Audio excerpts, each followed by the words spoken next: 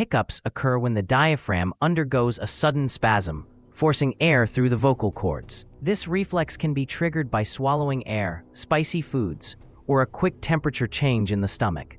The body then tries to reset the cycle with small reflex tweaks, which is why attempts feel like tiny experiments. Common hacks such as sipping water, holding breath, or pursed lips work for some by disrupting the signal. If hiccups last days, doctors look for hidden causes like infections or nerve irritation rather than a miracle fix.